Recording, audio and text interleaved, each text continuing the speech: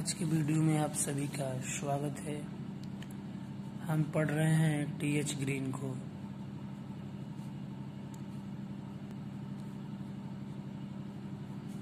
TH. Green को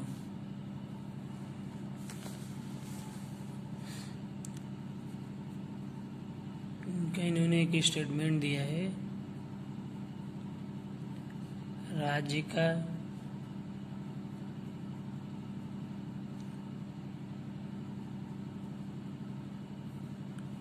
वास्तविक आधार बल नहीं वरन इच्छा है।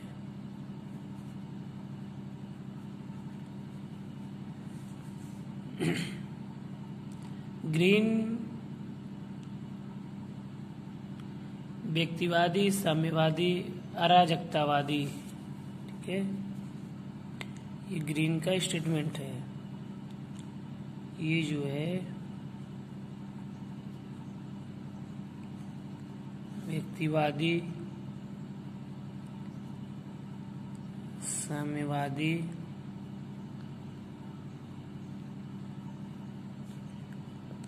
अराजकतावादी राज्य को मात्र शक्ति का परिणाम का प्रतीक मानते हैं, किंतु ग्रीन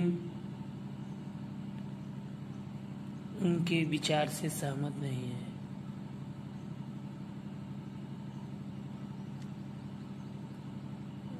ग्रीन के अनुसार यदि राज्य भय उत्पन्न कर अपनी आज्ञाओं का पालन करवाता है तो वह राज्य कभी भी अस्थायी भी हो सकता है। ग्रीन के अनुसार देखें तो जो कहते हैं कि अधिकारों की रक्षा के उद्देश्य से राज्य का प्रादुर्भाव हुआ है और साधारण व्यक्ति अपने अधिकारों के समान ही दूसरे व्यक्तियों के अधिकारों का भी सम्मान करता है।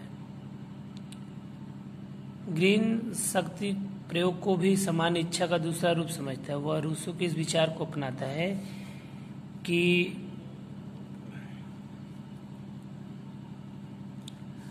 राज्य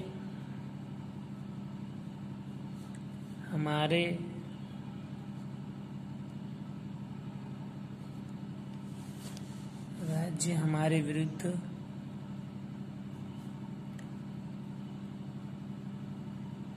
बल प्रयोग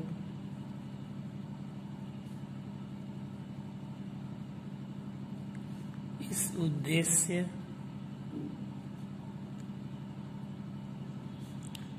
से करता है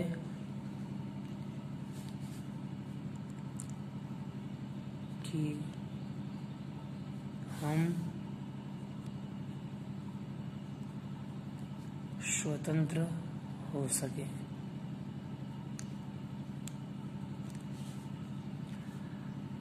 और इसीलिए वो कहता ये भी है कि राज्य का आधार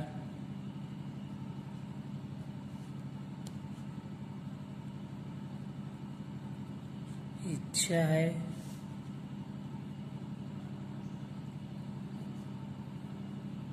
शक्ति नहीं। ग्रीन के इस बात से निम्नलिखित चीजें प्रूफ की जा सकती हैं। इसमें पहला पॉइंट ये हो सकता है कि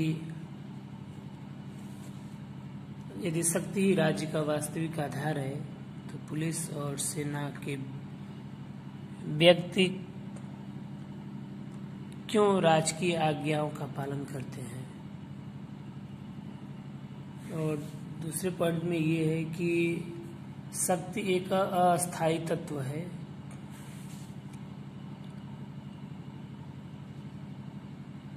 शक्ति एक अस्थायी तत्व है, किंतु इसके विपरीत राज्य एक अस्थायी संस्था है। अतः ग्रीन के अनुसार राज्य का वास्तविक आधार स्वाधिकार शक्ति ही हो सकता है। निराधिकार शक्ति को अधिक से अधिक राज्य का अस्थायी आधार ही माना जा सकता है। तीसरे पॉइंट में देखें तो व्यवहारिक जीवन के अनुभव से यह बात स्पष्ट होती है कि किसी भी राज्य के अस्तित्व का आधार मात्र शक्ति नहीं हो सकती। चौथे पॉइंट में यदि राज्य केवल शक्ति का आधार होता है तो वह कभी समाप्त हो गया होता, परंतु क्योंकि आज राज्य विद्यमान है इससे प्रमाणित होता है कि राज्य का आधार बल नहीं इच्छा है। कुछ लोग ग्रीन की आलोचना भी करते हैं, उनकी आलोचना भी होती है।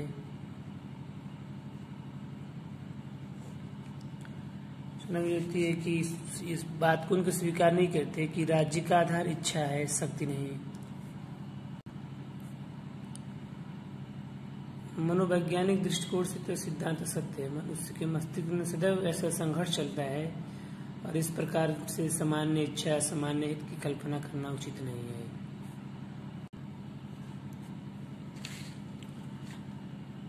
अब हम नेक्स्ट पॉइंट में आते हैं।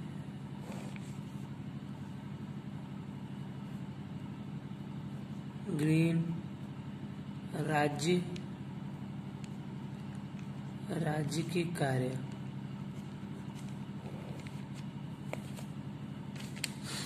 ग्रीन के अनुसार राज्य का प्रमुख कर्तव्य द्वारा व्यक्ति के द्वारा उसके व्यक्तित्व का संपूर्ण विकास करवाना है। राज्य का कर्तव्य कुछ ऐसी परिस्थितियों की व्यवस्था करना है जिसके अंतर्गत नैतिक विकास संभव हो सके, किंतु ग्रीन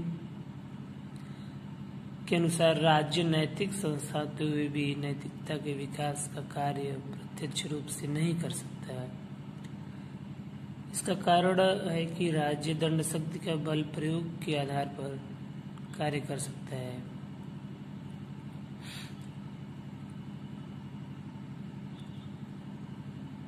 ग्रीन के आदर्शवादी राज्य कर्तव्य ही है कि वह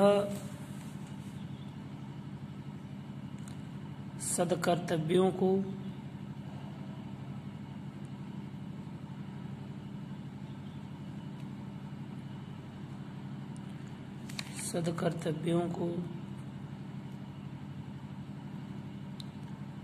करने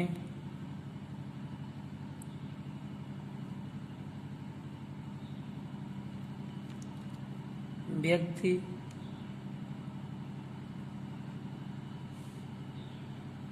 के मार्ग में जो बाधाएं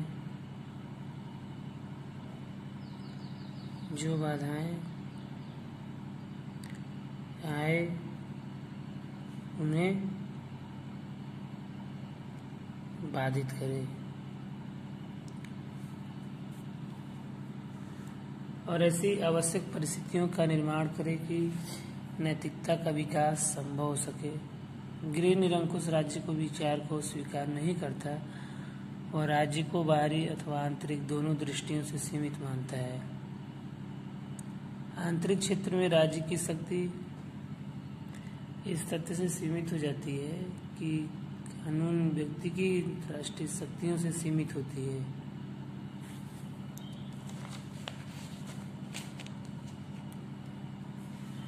नेक्स्ट में ग्रीन का ये विचार है कि राज्य व्यक्ति को वो कार्य करने दे, स्टेटमेंट देते हैं कि जो करने योग्य हो।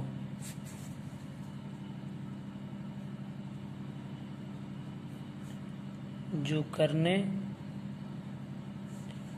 योग्य हो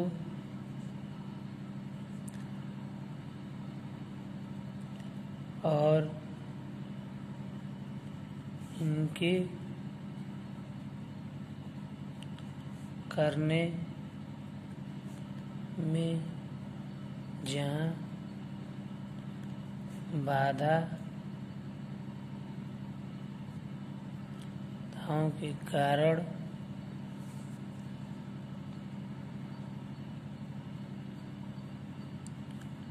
असमर्थ हों। उन बाधाओं को दूर करे।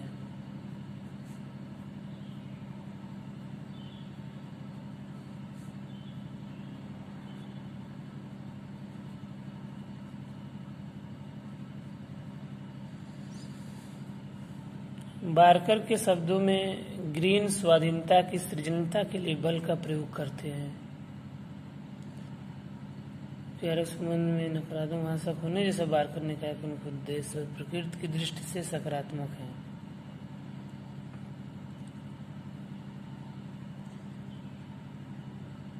नेक्स्ट में है ग्रीन के प्रभुसत्ता विषयक विचार।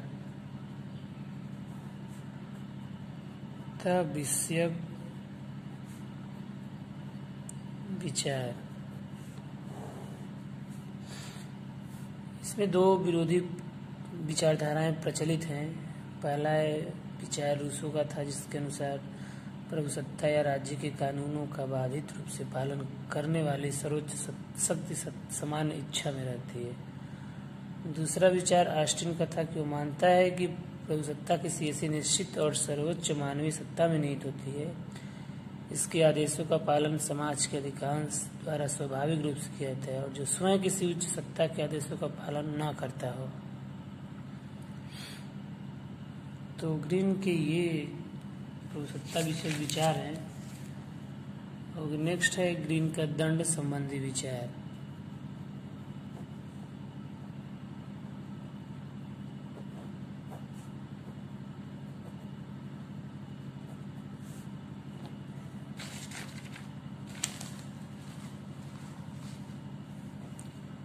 पहला है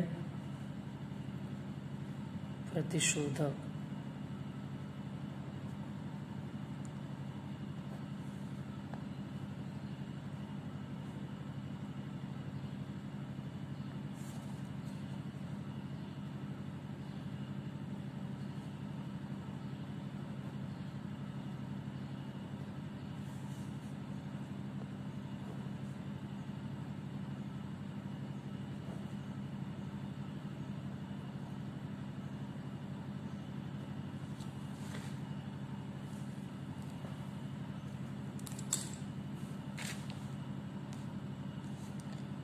ये तीनों सिद्धांत हैं ग्रीन के। और ग्रीन ने कहा कि प्रतीकात्मक जो है आँख के बदले आँख, दांत के बदले दांत, जो इसे ग्रीन सही नहीं मानते हैं, इसको बर्बरतापूर्ण मानते हैं। दूसरे में अपराधी का दंड इसलिए देता है कि उसकी दुर्दशा देखकर अपराध करने से अन्य अपराधी डरेंगे। सुधार सिद्धांत के अनुसार दंड उद्देश्य व्यक्ति सुधार करना होता है।